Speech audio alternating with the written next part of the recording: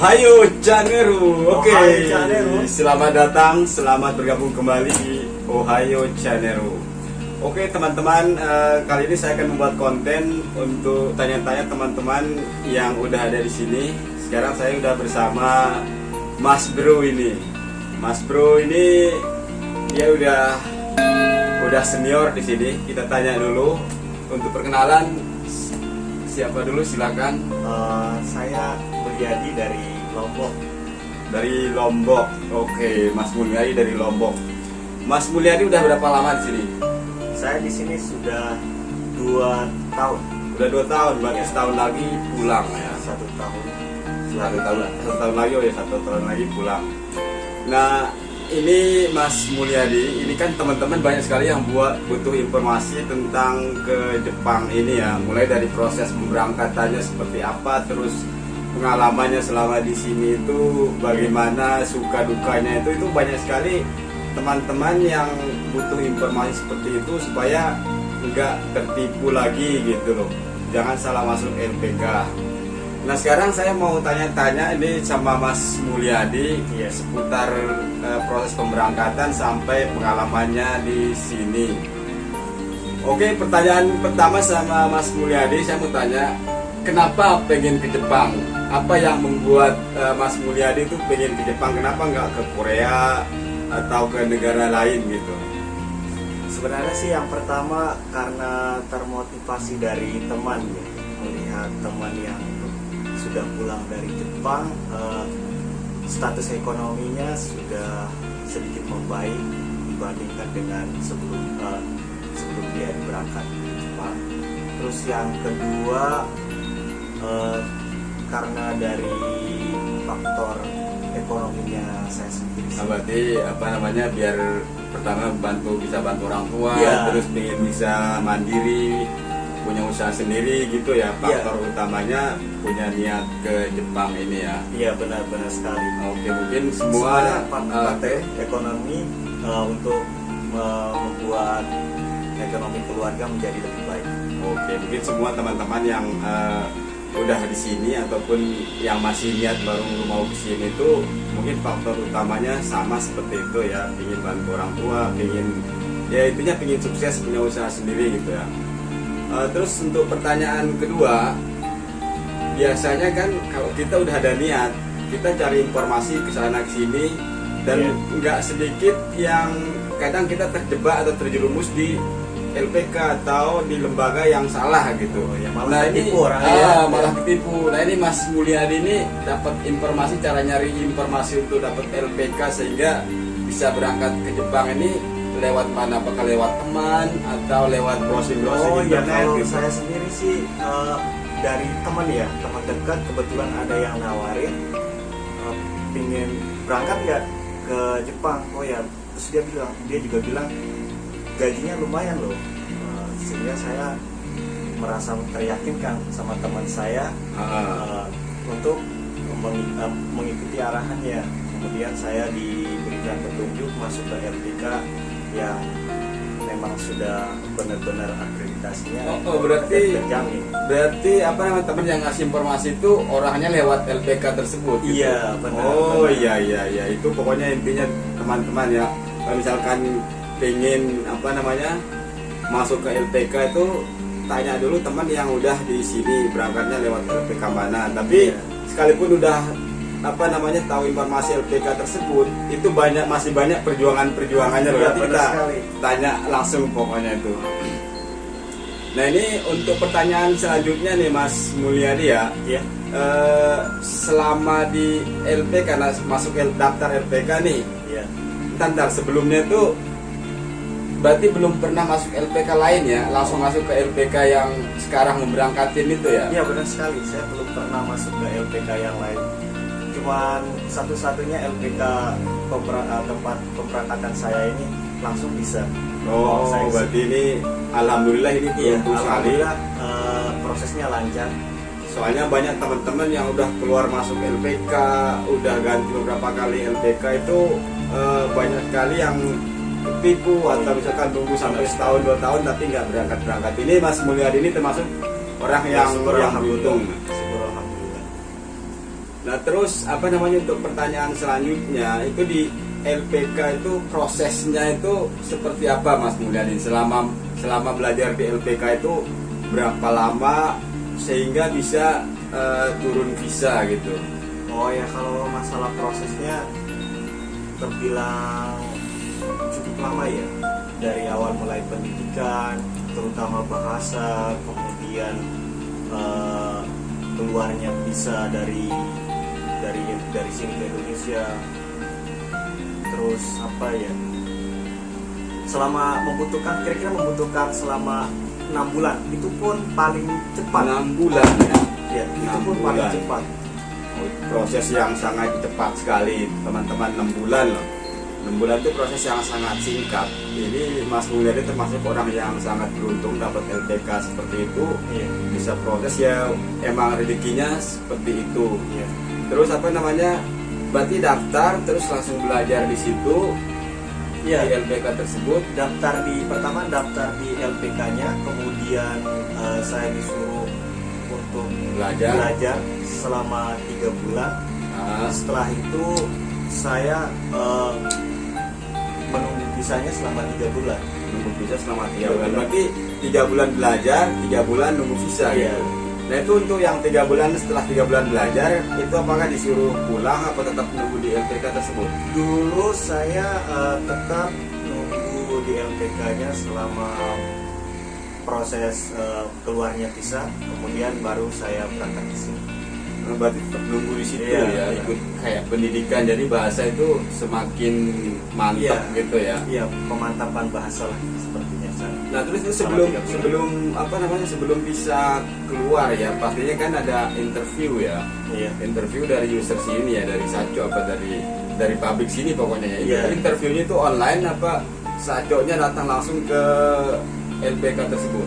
Dulu saya menggunakan Skype online. Oh, interviewnya Ya, lewat Skype. interviewnya lewat Skype. Kemudian alhamdulillah itu lancar sekali. Itu apa namanya, kompetitornya itu berapa orang waktu interview lewat Skype itu? Banyak, sekitar 12 orang ya. 12 orang. Terus yang keterima Yang keterima 2. 2 orang. Iya. Wah, alhamdulillah pokoknya terima 2 orang dari 12 orang ya. 12 orang yang terima 2 orang. Syukur ya. Berarti prosesnya itu lancar pokoknya ya, dari 3 bulan kursus terus interview lulus. Iya, itu termasuk lancar Yang paling lancar ya. Paling lancar. Ada Oh. juga teman yang mengalami kesulitan bahkan sampai 1 tahun itu, kok 1 tahun, 2 tahun malah ada Di 2 LPK tahun, tersebut. belum berangkat, itu pun belum berangkat. Ya tergantung nasib-nasiban ya. Oh, berarti banyak teman-teman yang apa namanya, sekalipun satu LPK tapi ada yang berangkat 1 tahun atau 2 tahun, ada juga yang belum berangkat ya. Ada Itu, juga. faktor utamanya itu apa gitu? Kayaknya orang Jepang itu belum apa ya, membutuhkan Belum butuh tenaga kerja gitu ya. Berarti intinya sebenarnya faktor nasib gitu ya. Kemungkinan sih gitu ya. Jadi Faktor sekalipun nasib juga. sekalipun apa namanya satu LPK itu belum tentu nasibnya sama. Iya, Gitu benar. ya teman-teman ya. Oke, untuk pertanyaan berikutnya, Mas Mulyadi kan bisa berangkat ke Jepang. Iya. Nah, kesan pertama itu setelah nyampe Jepang itu gimana? Misalkan perbedaan di Indonesia itu Iya, begini, nyampe Jepang, kesan pertamanya itu Jepang itu bersih atau orangnya ramah-ramah atau ceweknya itu bagaimana gitu? Yang pertama sih yang paling menonjol kebersihan ya. Kebersihan. Dibandingkan dengan Indonesia jauh sekali. Yang kedua, orang Jepang memang tergolong orang-orang rata-rata disiplin. Disiplin. Dan ketiga, orang itu bekerja keras. Oke. Terus pertanyaan berikutnya, apa namanya, Mas Mulyadi nyampe sini terus langsung masuk kerja atau suruh nunggu dulu berapa hari istirahat atau gimana? Atau pas nyampe sini masuk dulu di apa namanya, Saya tempat belajar? Iya, saya waktu masuk ke Jepang pertama kali selama 1 bulan itu saya ditempatkan di LPK yang menerima orang Oh, di sini. pusat training center Atau gitu ya? biasa disebut Kumiai. Oh, berarti sebelum kerja di pabrik itu diberikan arahan dulu selama ditaruh 1 di bulan. situ dulu selama Iya. 1 bulan. Selama 1 Itu bulan. gajinya udah keluar belum? Apa belum? Kalau gaji belum tapi dibayar. kita diberikan uang makan Ah. itu dua mang itu kalau uang Indonesia sekitar 3 jutaan ya sekitar Oh, itu di selama 1 bulan itu ya? biaya makan sendiri selama 1 bulan. Oke, berarti setelah setelah lu keluar dari training center itu langsung masuk ke pabrik, langsung kerja gitu. Iya benar. Istirahat dulu sehari gitu paling Ya ya. paling sehari. Kalau ada juga teman saya nggak istirahat sama sekali. Langsung kerja besoknya? kerja besok. Nah, itu tergantung kebijakan dari pabriknya iya. teman-teman ya. Ada yang bisa ada yang dikasih istirahat 1 hari, ada yang langsung kerja. Iya. Nah, ini untuk di pabrik nih, kita kan kadang pandangan teman-teman yang di Indonesia ya, Iya. pikirannya itu lihat orang kerja di Jepang itu enak, tinggal pencet tombol, terus bisa like di Facebook. Jadi itu yang bikin mereka kadang semangatnya ingin ke Jepang itu membara gitu, karena kerjaannya enak, gajinya gede gitu. Nah, pengalaman Mas Mulyadi ini waktu kerja di pabrik itu gimana? Orang pabrik itu seperti apa? Apakah keras atau pekerjaannya ribet atau gimana? Mulai dari pekerjaan dulu. Sebenarnya sama kalau untuk kepribadian orang ya di Jepang itu sama aja dengan di Indonesia. Rata-rata, Iya, maksudnya rata-rata. ada yang baik, ada yang baik, ada yang keras. pokoknya. Tapi uh, kalau orang Jepang poinnya dia jujur. intinya jujur ya. Jujur dia. Ini, terus untuk di masalah kerjaan itu Kalau gimana? untuk pekerjaan orang kerja keras ya orang Jepang itu benar. Dia itu walaupun kerjanya termasuk ringan ya, tapi dia itu dari contoh lah dia kerja itu dari jam 6 bisa sampai jam 9 malam dia kerja. Nah, itu Kerja teman-teman keras. orang Jepang itu pekerja keras, disiplin. Tapi satu ya, dia itu tidak memikirkan waktu seperti kita ya ibadah atau apa, dia memutuskan pekerjaan. Dia lost pokoknya. Jadi fokus sama kerjaan doang, sama hari tuanya kalau orang Jepang. Jadi untuk kerjaan di pabrik langsung kerja, ditaruh di mesin gitu ya. Kalau Ada seniornya nggak dulu? kalau saya sih itu yang pertama kan karena ada seniornya, jadi saya menggantikan kerjaannya dulu. Terus senior saya ini dia pindah ke kerjaan yang lain yang lebih, kalau bisa dibilang enak, Yang lebih lumayan. enak. Iya. Oh, itu biasa ya teman-teman, biasanya buat Senioritas itu di Jepang tuh sangat dijunjung.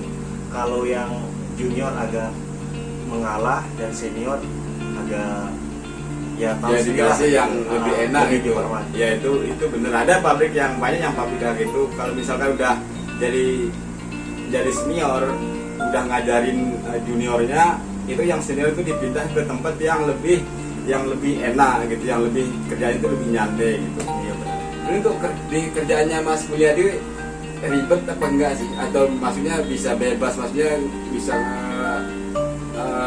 ke WC selang beberapa jam, atau misalkan bisa minta izin kemana, ninggalin mesin itu bisa nggak? Oh, kalau di tempat saya bisa, tidak begitu ribet ya. Boleh, tapi asalkan jangan terlalu lama karena pekerjaannya memang benar-benar dipantau ya kalau di tempat saya.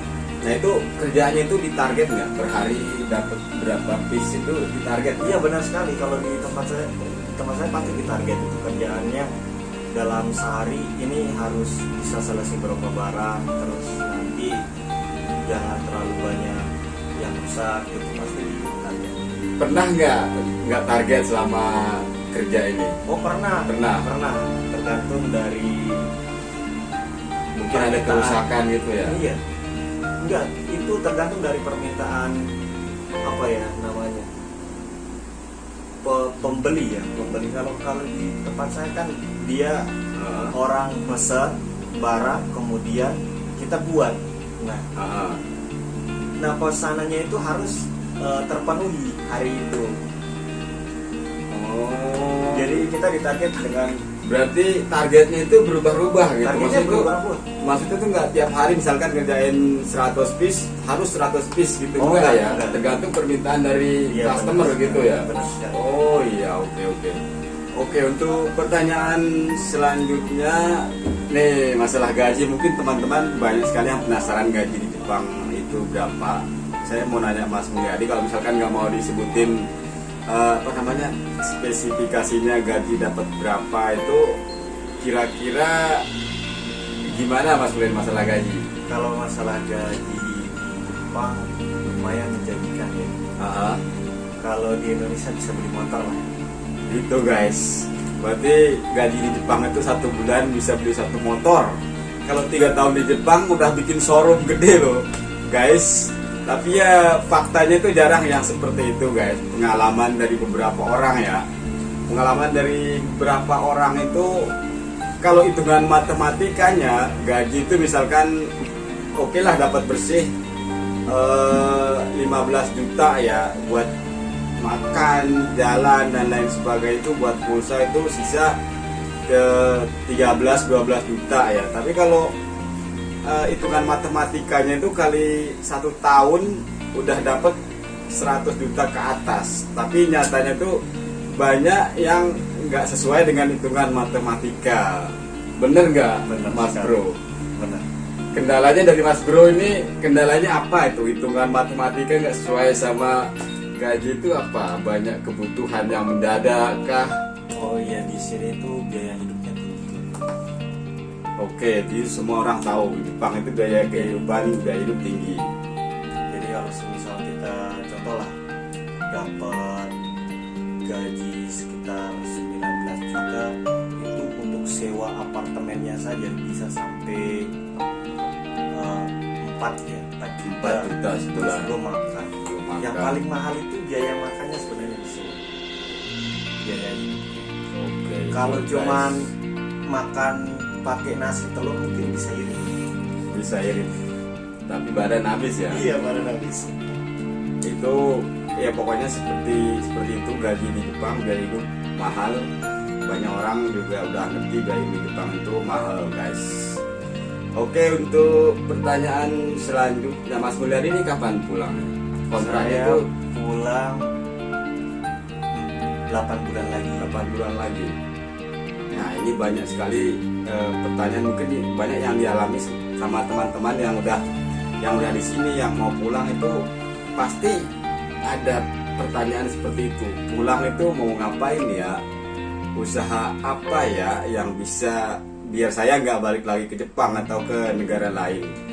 Planning Mas Mulyadi pas nanti kalau pulang ke Indonesia itu apa? Apakah pengen balik lagi kah?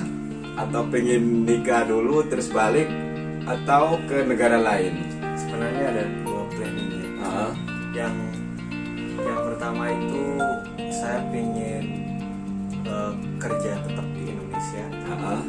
Terus kalau tidak menjanjikan, saya pengen balik lagi. Oke, itu alternatif ya. Yang kedua, karena di Jepang sekarang itu ada namanya bisa Tokutegi no.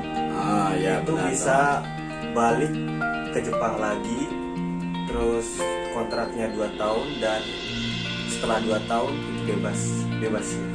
Maksudnya itu setelah 2 tahun itu bebas mau perpanjang. Iya. gitu ya. Tidak terikat sama kumiai. Nah ini kan saya untuk informasi saat ini kan bisa Kensu, bisa magang itu 3 tahun. Iya. Kan bisa diperpanjang sampai 5 tahun tanpa pulang itu bisa kan sekarang. Bisa.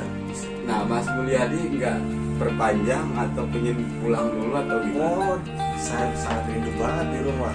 Pulang lah Mas ya.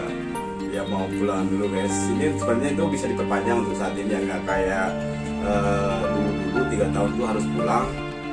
Oke, ini Mas Mulyadi, banyak kan teman-teman yang lihatnya di Jepang itu enak ya, kerjanya Iya. itu bagus, gajinya gede. Sebenarnya kan kita nggak tahu yang aslinya itu seperti apa ya. Iya. Nah ini saya mau nanya Mas Mulyadi, selama 2 tahun di sini tuh pasti udah banyak pengalaman ya. Nah ini suka dukanya sebagai anak rantau itu di Jepang itu seperti apa? Sukanya dulu, sukanya itu di Jepang itu. Kalau sukanya sih pertama masalah gaji ya. Kalau Oke, sukanya itu gaji. bener, pas gajian ya. Pas gajian, Pas gajian. gaji kita beda dengan Indonesia. Lebih banyak lah dibandingkan dengan Ya pokoknya lebih berkali-kali lipat gitu ya. Iya. Itu teman itu semua orang kan juga merasa ngomong seperti itu. Di Jepang itu enaknya pas gajian doang. Habis gajian, 1 minggu setelah gajian, soalnya kan duitnya tuh Sudah mungkin berkurang. banyak yang dikirim untuk kebutuhan atau bikin rumah dan lain sebagainya ya. Ya bisa dibilang gajian sama pas jalan-jalan doang mungkin ya. Ya mungkin. Nah kalau dukanya itu apa, Jepang itu gimana? Membosankan kah gaya hidupnya yang kalau di monoton? Jepang cukup, kalau kita membosankan ya bosan juga ya. Bosan ya. Itu terus pagi berangkat kerja kemudian Pulang masak sore terus tidur tiap hari Tiap kayak gitu hari. ya. Itu Terus- yang bikin bosan Nah, ya. terus kita juga sebagai umat beragama ya, Iya, betul. terutama tidak bisa menjalankan ibadah secara Lima sepenuhnya waktu ya. tepat waktu Tepat gitu waktu. ya. Apalagi kendalanya Jumatan itu, aduh, Nah itu susah. teman. Kita bisa Jumatan paling-paling pada waktu kita libur Pas libur panjang. panjang ya. Jadi itu untuk menjalankan ibadah nih teman-teman bisa mikir kalau misalkan untuk menjalankan ibadah itu nggak sesuai, nggak bisa sama dengan di rumah. Kita harus tepat Iya, waktu, benar sekali. waktunya sholat duhur nggak bisa sholat duhur, jadi harus nunggu pas istirahat. Oke Mas Mulyadi, Iya. ini pertanyaan terakhir. Pesannya buat teman-teman yang mau berangkat ke Jepang itu apa? Pesan untuk teman-teman yang ingin berangkat ke Jepang, teman-teman harus tepat memilih LPK, jangan sampai salah. Apalagi LPK-nya itu abal-abal. Bisa gawat. Banyak sekali ya LPK yang kurang bertanggung jawab, cuma mementingkan duit kursus doang, itu banyak sekali. Iya, Berarti yang terus kalau sudah berangkat ke Jepang tetap gambate. Gambate kurasai guys. Gambate. Semangat. Jadi Jepang itu sistemnya kalau misalkan udah senang sama satu orang, misalkan orang tersebut dari wilayah A ya, orang Jepang tersebut nyari temennya si A ini. Iya. Gitu. Jadi orang Jepang itu seperti itu, karena dia ngiranya itu yang pertama itu pasti sama dengan teman-temannya yang lain gitu. Jadi untuk teman-teman yang udah di sini tetap semangat, tunjukin gambari Semangatnya mas ya. kalian, tetap disiplin supaya teman-teman yang masih di rumah itu bisa diambil, bisa cepat berangkat lewat cara kerja kalian gitu ya. Iya. Oke Mas Mulyadi, sekian dulu untuk ngulik informasi tentang gimana proses Ya, dan pengalaman sama-sama. selama di Jepang. Semoga bermanfaat buat teman-teman yang ada di rumah. Oke, terima kasih bro. Bye-bye. Semoga sukses nanti di Indonesia. Oke. Tetap jaga kesehatan. Oke, terima kasih. Sampai bertemu di video-video berikutnya. Dadah. Bye bye.